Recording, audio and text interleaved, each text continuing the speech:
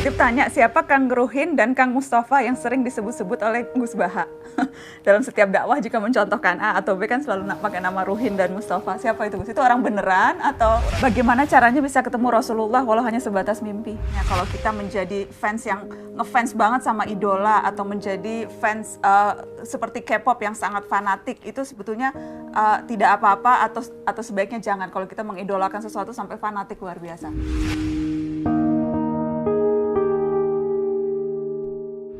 Gus, putra-putri 3 ya Gus? Iya. Ada keinginan meneruskan jejak atau jadi minimal jadi santri atau belajar tafsir Al-Quran atau? Ya kalau keinginan iya, tapi ya alami tadi. Karena kalau nggak pilihannya anak-anak juga repot. Tapi insya Allah kalau kultur di kampung ya, di tradisi keluarga kami kan khas. Sehingga dibentuk, tidak dibentuk, disuruh, tidak disuruh ya arahnya ke sana. Karena ini cerita sedikit. Dulu bapak itu sangat dekat ke teori keilmuan. Ada seorang yang terlalu stakeng, terlalu keras pada anaknya, sehingga di rumahnya itu tidak ada TV, nggak ada motor. Singkat cerita, pertama anaknya tahu TV ya dari tetangganya atau dari temannya, naik motor ya diajari temannya. Repotnya anak ini yang berjasa ini, mimman lam yusolli wa lam yasum, ya tidak sholat, tidak puasa. Singkat cerita, anaknya ini lebih terdikte ini daripada oleh orang tuanya. Pas sudah kejadian itu, si orang tuanya sowan ke saya, karena bapak sudah meninggal, cerita bahwa metode Kiai Nur Salim, metode jenengan saya akui Gus gini. Terus dia tanya ke saya, kenapa Gus metode itu? Saya kan ngiranya kalau ada TV, ada motor, anak jadi nakal karena nonton TV. Terus saya bilang, al-insan abdul ihsan, manusia itu budaknya kebaikan. Sehingga ketika anak Anda ini utang jasanya sama orang nggak sholat, dia ingin niru yang nggak sholat. Sementara melihat Anda sebagai orang yang tidak simpatik karena melarang terus. Semenjak itu dia ngakui manhajnya bapak saya. Dan dulu bapak saya juga gitu. TV ku ya ono madharote gitu kalau bahasa Jawa. Tapi nak radi TV terus delok ning tonggo selain ganggu ya engko pengaruh tadi. Karena tadi artinya makanya dalam doa-doa para wali, para ulama kan, jangan jadikan kami dikuasai orang yang tidak takut engkau ya Allah. Karena tadi al-insan abdul ihsan, artinya anak ini enggak sholat. Nggak sholat, nggak puasa karena lebih utang jasa sama pertama yang meminjami motor, yang meskipun akhirnya alhamdulillah akhirnya bapaknya rubah, terus anak ini jadi baik lagi. Tapi ini kan cerita manhaj betapa bahayanya terlalu stakeng, terlalu keras tadi. Jadi dari satu keilmuan al-insan abdul ihsan ya sudah kita harus ihsan sama anak-anak, sama siapapun. Insya Allah barokahnya itu lebih mudah berdakwah. Itu di hadis rahimallahu imra'an a'ana waladahu ala birri. Allah merahmati seorang yang membantu anaknya untuk jadi baik. Bagaimana? Jangan dia maki. Jangan dia bebani beban yang berat. Ya toh? Kalau tegur yang baik. Ya toh? Itu. Jadi ada hubungan akrab sehingga kalau dia mau curhat, dia curhat pada ibunya kalau perempuan. Dia curhat pada bapaknya, bukan curhat pada temannya. Ya, pada temannya ya. Karena itu bersahabat. Ya, kamu kan curhatnya sama mami kan? Ya, Nana curhatnya apa marahnya? Jengkelnya mungkin ya. Abi Gus, ini kita jawab pertanyaan netizen ya. Soalnya kita udah janji. Ini dari Alfi Mai. Mungkin dijawabnya singkat-singkat aja kalau bisa. Gimana sih Abi dan Gus cara istiqomah untuk menghafal Al-Quran? Saya jawab, ya karena kalau keyakinan saya, keyakinan semua orang kalau sudah hafal lupa itu dosa. Pertama karena takut dosa. Tapi setelah ke kelas tertentu, makom tertentu memang asik. Punya hafalan itu asik. Jadi kalau dulu mungkin karena takut tadi ya nisyanul ayat atau Quran itu lupa itu dosa. Tapi lama-lama memang karena asik. Karena asik. Ya, saya kira saya benar itu. Asik, ada kenyamanan tersendiri itu ya. Apalagi kalau ngerti. Karena itu sangat membantu dalam menghafal, menghubungkan ini tadi ceritanya ini begini. Jadi sebenarnya sangat mudah hafal itu. Tapi sangat mudah lupa. Yang kedua itu yang sering terjadi. Ya, sangat mudah. Tapi karena kalau dipahami itu jadi lebih mudah. Oh iya, jauh lebih mudah dipahami daripada tidak. Salah satu itu kan untuk kan harus dicantolkan itu ingatan supaya dia ini. Ini nyambung ke pertanyaan Nita Desya. Bagaimana jika sampai mati saya tidak tahu arti keseluruhan isi Al-Quran, apalagi tafsirnya? Apakah saya berdosa? Hanya dibaca sampai hatam berkali-kali, baca terjemahannya juga jarang-jarang. Saya titip salam sama Gus Baha, saya sudah beli Al-Quran terjemahan yang UII. Gitu. Kalau sampai dosa enggak lah, kan kalau paham semua itu fardu kifayah, 1-2 orang di kawasan itu memahami ini sudah cukup. Dan mulai dulu pun ya enggak semuanya paham Quran. Cuma bahwa baca khatam mungkin terus belajar itu bukti cinta itu insya Allah cukup untuk sowan lah nanti kepada Allah, anta ma'aman ahbabta atau almarhum ma'aman ahabba. Iya. Saya punya cerita dulu, ada seorang wali yang masih bernambah sama saya itu. Orang yang sudah mau meninggal 2 tahun atau 3 tahun sudah sepuh, tetap disuruh ngapalkan Quran. Biasanya 2 juz meninggal, 3 juz meninggal. Sehingga cerita anak-anaknya tanya ke wali tadi, kenapa mbah sudah sepuh disuruh ngapalkan, disuruh belajar? Ya setidaknya pas mati masih masuk hadis man salaka thariqan yaltamisu fihi ilman. Jadi ketika dia mati dalam keadaan mencari-cari ilmu. Iya. Diusahakan selalu untuk jadi tidak ada alasan untuk tidak belajar. Mungkin metodenya diubah. Jangan hanya baca, sambil baca terjemahan dia. Terlalu meningkat begitu ya. Ini ada pertanyaan buat Abi dan buat Gus Baha. Siapa ahli tafsir yang paling mempengaruhi pemikiran Abi dan Gus Baha dari Labi? Ini yang repot, karena bacanya banyak. Dan bacanya banyak itu pasti dalam konteks akademik atau keilmuan tafsir itu ya plus minus. Mungkin kalau rasa Jawa saya suka Syekh Nawawi. Tapi dalam rangka tangkeh dari cerita-cerita Israiliyat apa, menghindari cerita-cerita Israiliyat kayaknya Syekh Nawawi terlalu longgar pakai Israiliyat sehingga kita ya repot juga. Jadi Mbah Mun sering cerita gini ke saya. Kalau baca tafsir, ya jangan mengikat kamu, karena Quran awsa'u minhu, Quran selalu lebih luas ketimbang tafsir itu sendiri. Jadi saya masih ingat ketika baca kitabnya, bukunya Pak Quraisy Membumikan Al-Quran. Dulu ramai sekali Pak Quraisy, ketika min alaq, itu kan diterjemahkan dulu orang-orang atau banyak kiai yang baca dari segumpal darah. Pakar-pakar embriologi bilang itu embrio atau zigot yang menempel di dinding rahim. Tapi di banyak tafsir-tafsir modern memang alakin dari kosakata aliko ya'liko alakon, sehingga sesuatu yang menempel. Terus saya bilang, ramai sekali diskusi itu di kalangan kita, ya, di kalangan peneliti muda, pas itu masih sama-sama muda. Kalau tafsir salah, misalnya salah, Qur'annya tidak akan salah, karena makna segumpal darah itu maknanya mufassir, bukan maknanya Qur'an, kata saya. Nah itu akan selalu begitu Mbak Nana di semua ayat. Jadi kalau mufasirnya dalam tanda kutip bisa salah atau memang betul salah, Qur'annya tidak bisa salah karena yahtamilu wujuhan, masih menerima sekian kemungkinan. Ya, prinsipnya tidak ada penafsir Al-Quran yang tidak salah. Saya pasti salah. Bisa jadi benar pada masanya, pada masa lain sudah tidak benar. Bisa jadi benar pada tinjauannya, karena dia punya kecenderungan ini, yang lain punya tinjauan lain. Ya toh, jadi tidak bisa kita berkata hanya dipengaruhi oleh ini. Kalau dia ilmuwan. Kalau dia hanya nyontek ya udah. Jadi seperti Abi, misalnya Abi dipengaruhi oleh banyak sekali. Oh banyak sekali, banyak sekali. Terus banyak dipengaruhi, resikonya bisa 2, Pak. Bisa nggak jelas, bisa alim banget. Resikonya ekstrim ya Gus, bisa ekstrim. Ini ada pertanyaan, Fahri Al-Fajar, Abiku. Bagaimana caranya bisa ketemu Rasulullah walau hanya sebatas mimpi? Nah ini Pak Quraisy yang kasuhan. Ada tuh uraian-uraian ulama tentang itu. Yang pertama teladani. Dan teladani itu bukan hanya pada salatnya, pada hal-hal yang kecil-kecil. Teladani akhlaknya. Teladani bagaimana dia masuk rumah, keluar rumah, itu teladani. Yang kedua, sering selawat. Jadi hati selalu ini. Yang ketiga, berdakwah. Itu 3, ada beberapa cara, tapi itu yang paling ini. Saya kira yang paling sulit itu meneladani.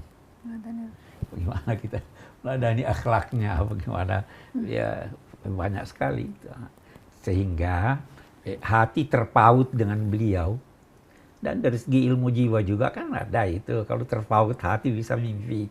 Nah, tapi ini kalau Rasulullah itu yang mimpi itu pasti benar.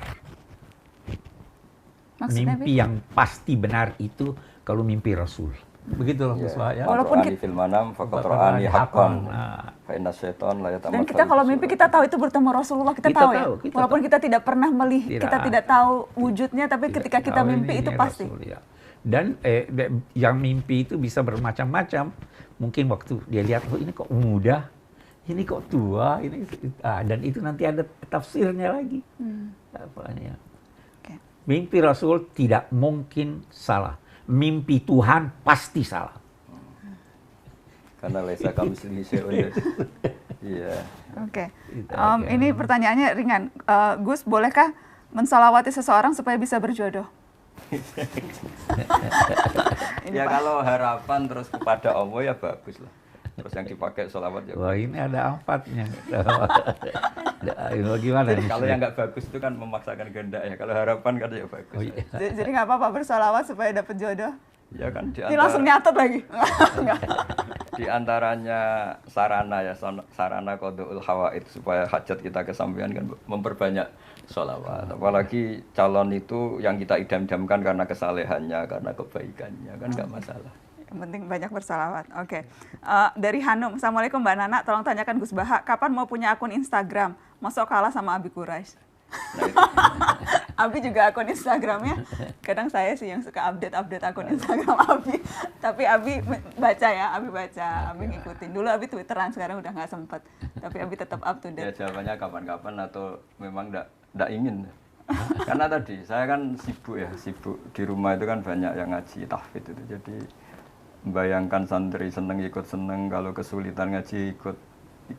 Ya pokoknya alihima anitum lah, kalau melihat santri susah belajar ya kita ikut susah. Betul. Jadi itu udah nyita waktu. Kalau WA aja nggak ada ya Gus, apalagi Nggak Instagram. ada, ya, Ini titip tanya, siapa Kang Ruhin dan Kang Mustafa yang sering disebut-sebut oleh Gus Baha? Dalam setiap dakwah jika mencontohkan A atau B kan selalu pakai nama Ruhin dan Mustafa. Siapa itu Gus? Itu orang beneran atau? Orang beneran. Jadi saya itu ngaji kan, saya itu termasuk orang yang menghindari diundang acara-acara publik. Kecuali pernah sepuh atau guru. Sehingga sebenarnya ngaji saya itu hanya istiqomah di Jogja sama di rumah. Nah, dulu kan saya kerja di UIPres tapi sambil ngaji. Karena saya ini nggak ngaji memang. Singkat cerita, 2 orang ini termasuk yang pertama. Ketika masih 20, masih di kontrakan Pak Gures, masih ikut ngaji. Karena adatnya pondok itu gejlok-gejlokan. Ya akrab betul ya, mereka anggap saya gurunya tapi ya berani makan di depan saya, berani apa saja karena ya memang akrab. Dan saya ngenang Nabi itu juga gampang saja kalau ada sahabat yang sering digojlok Nabi apa. Jadi sederhana sampai Nabi ada sahabat dipanggil Abu Hurairah, kadang dipanggil Abu Hirin. Jadi ceria sekali dulu Nabi dakwah itu. Iya, betul. Ada sahabat yang nama kamu siapa? Saya Huzan. Ndak bal anta sahel gitu kan. Jadi yang diganti-ganti namanya apa. Gampang sekali. Sehingga saking seringnya nyebut nama itu Nabi kadang ditanya sahabat, ini Ali khosoh apa ini untuk saya tok apa untuk semua? Ya untuk semua. Jadi itu kan khas-khas pondok ya. Jadi memang harus ada yang diajak lawan bicara. Tapi memang teman akrab sama saya. Sampai sekarang anaknya ada mondok di saya. Oke, jadi itu menjawab pertanyaan. Jadi yang penasaran itu betul ada 2 manusianya itu ada betul namanya. Oke, saya mau kasih kesempatan ke cucu-cucu ponakan. Gimana Izat? Gimana? Ada yang mau tanya ke Gus Baha, mau tanya ke kalau ke Habib udah sering, cuma nggak apa-apa bisa nanya ke Habib juga karena ini Syihab spesial. Tapi kalau Izat mau tanya apa Izat? Jadi bagaimana kita bisa melatih diri agar akhlak kita lebih kuat, terutama kan kita semua kuliah di luar dan mungkin di negara-negara beda value atau nilai-nilainya juga berbeda. Jadi begini ya, ketika saya pernah diundang komunitas NU di Korea Selatan, paling setahun yang lalu. Saya itu dulu Mbak Najwa kalau baca doa Rabbana lakal hamdu mil'us samawati wa mil'ul ardi. Ya Allah, Engkau dipuji di semuanya alam Engkau, baik di langit maupun bumi. Saya berpikir lalu pujian yang di bumi ateis atau bumi komunis gimana gitu. Tapi setelah saya di Korea, ternyata banyak tenaga kerja dari berbagai negara yang bikin masjid, yang sujud. Begitu juga saya sering punya teman yang kuliah di Inggris, di Jerman, mereka juga cerita masih ngaji saya lewat internet, lewat YouTube. Nah, dengan tradisi ilmu yang benar, akidah yang benar, hadhihi ardullah misalnya, ini bumi Allah. Sehingga utang jasa Anda hanya kepada Allah. Ini air juga ciptaan Allah. Sehingga utang jasa kita ya sama Allah. Sehingga dengan demikian, meskipun ada negara yang tatanannya bagus, yang seakan-akan lebih baik timbang Indonesia, itu tidak mendikte kita, karena kita pertama merasa utang jasa sama Allah, bukan ada yang lain gitu. Karena bumi yang kita injak milik Allah, air yang kita minum milik Allah.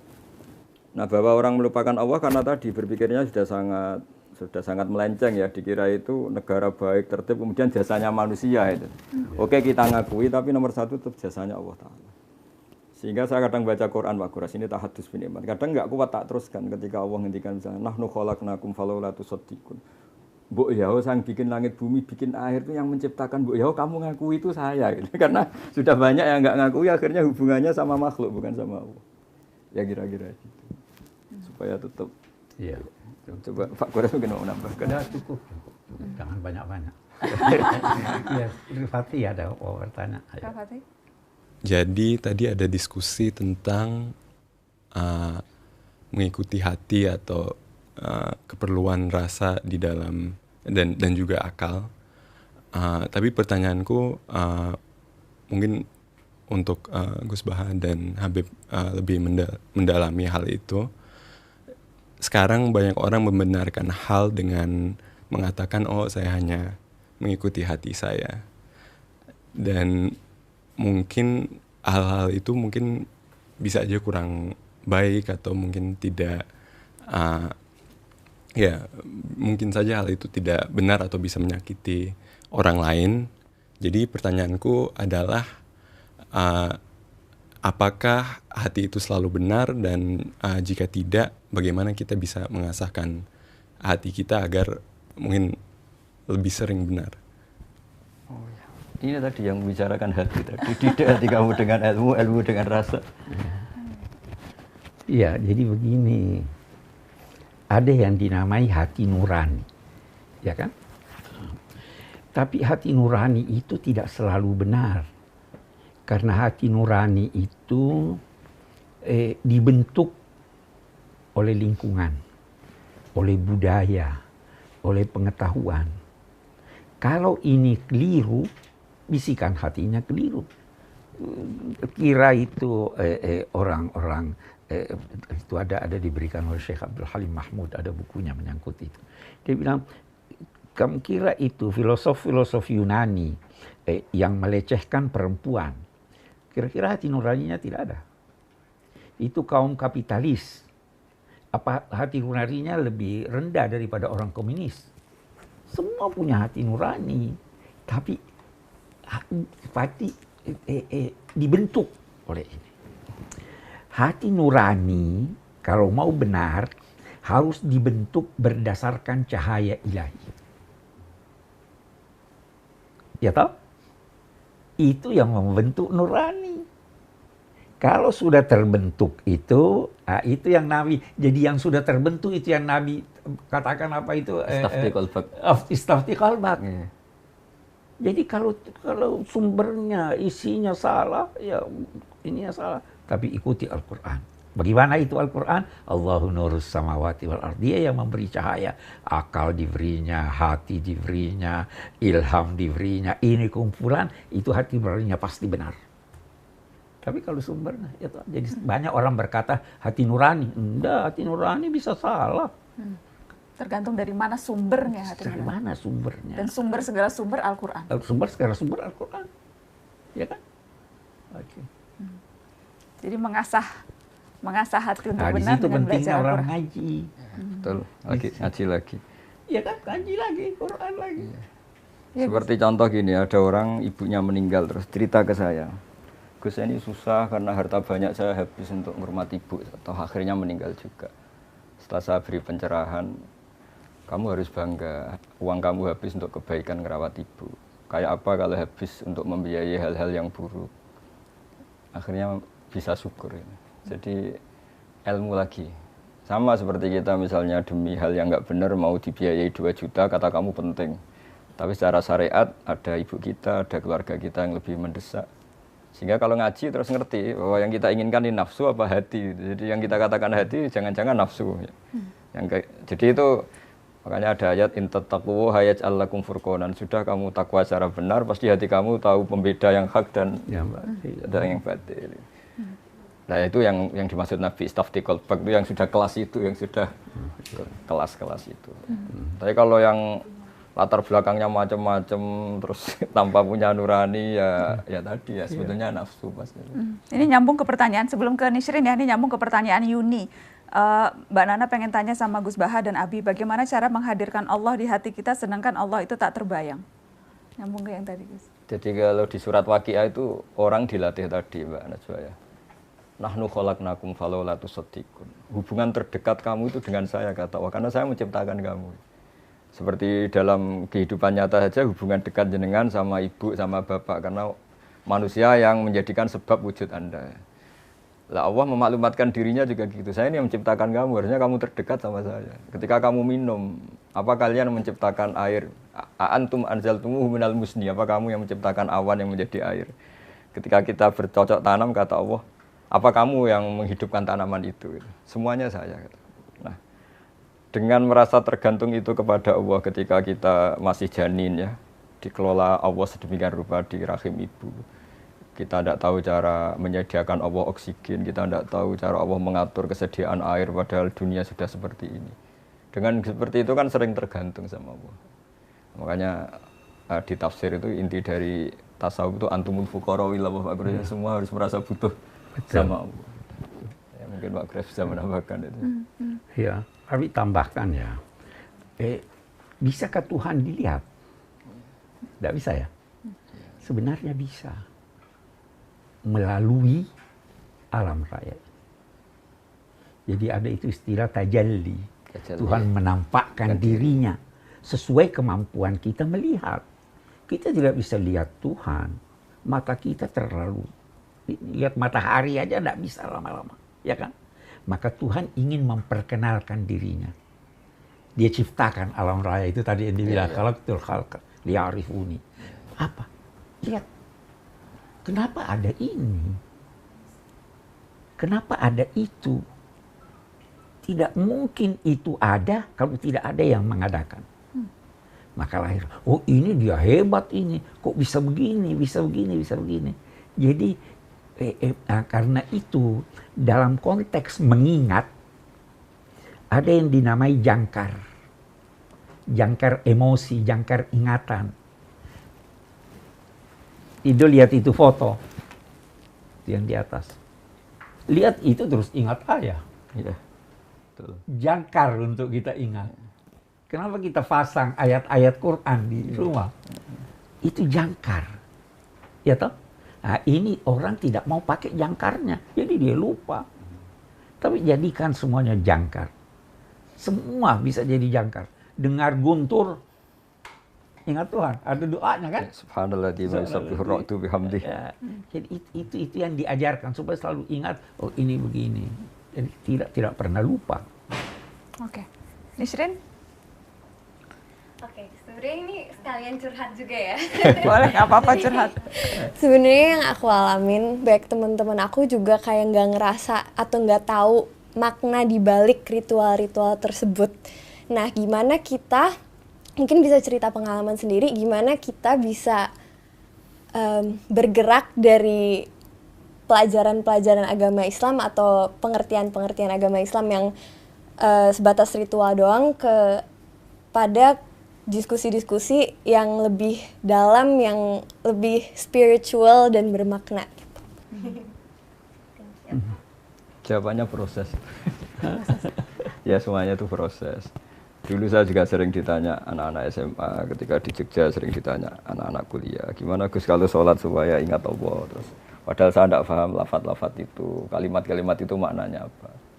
Ya saya jawab, setidaknya kamu dengan sujud tahulah, harus tunduk kepada siapa, kepada Zat yang Maha Besar, Allahu Akbar.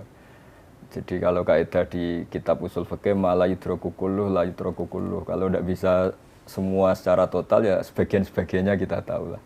Misalnya makna-makna ayat Quran susah, ya Allah Akbar, Allah Maha Besar. Ketika sujud, implementasi dari ketundukan seorang hamba kepada Allah.